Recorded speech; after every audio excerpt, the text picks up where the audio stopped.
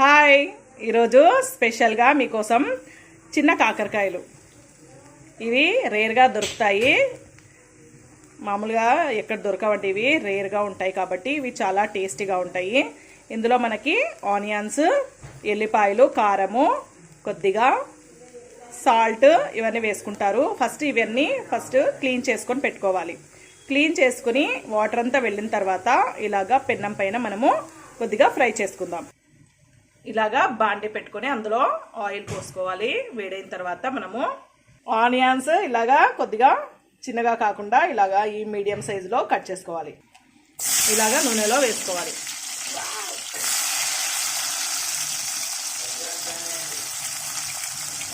కానీ మనకి ఇంకోటి చెప్తున్నా, హిట్ అయితే కన్నా బాగుంటుంది. హిట్ కాకుండా వేస్టింగ్ ఏడుకుంటూ కూర్చొని ఇలాగా ఆనియన్స్ వేసుకోవాలి.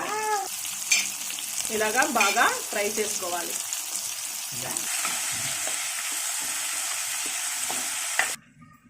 మిక్సీ కంటే ఇలాగా రోట్లో దంచుకోవడం చాలా టేస్టీగా ఉంటుంది కాబట్టి ఇలాగా చేసుకోండి.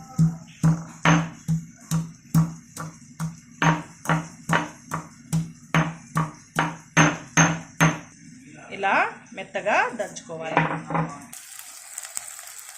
ఇందులో ఎల్లిపాయలు, దంచుకున్న ఎల్లిపాయల్ని వేసుకున్న తర్వాత ఇలాగా కలుపుకున్న తర్వాత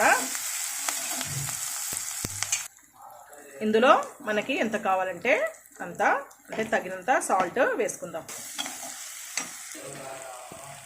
ఇలాగా మనము ప్లేట్లో సర్వ్ చేసుకుందాము. వీటినన్నింటినీ పక్కకు తీసుకొని పెట్టుకోవాలి. ఇందులో వీటిని వేసుకుందాం.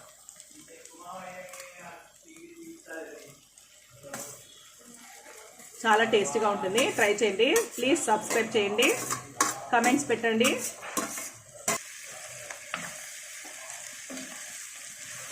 ఇలాగా బాగా కలుపుకోవాలి రెండింటిని.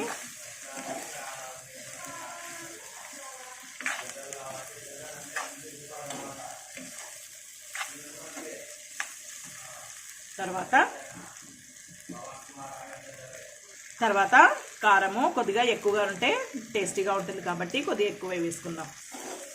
ఇలాగా అంతా కలుపుకోవాలి. చాలా చాలా టేస్టీగా ఉంటుంది. తప్పకుండా ట్రై చేయండి. కొద్దిగా ఆయిల్ ఇంకొద్దిగా వేసుకుందాం. ఇప్పుడు కొబ్బరి పొడి ఇలాగా వేసుకోవాలి.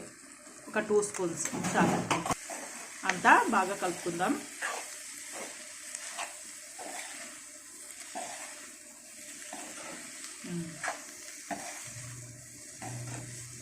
ఇలాగా ఒక 1 మినిట్ వరకు స్టవ్ పైన సిమ్లో పెట్టేసుకుందాం.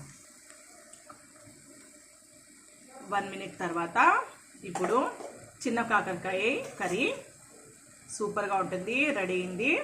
ప్లీజ్ సబ్స్క్రైబ్ చేయండి, చాలా బాగుంటుంది. మీరు ట్రై చేయండి.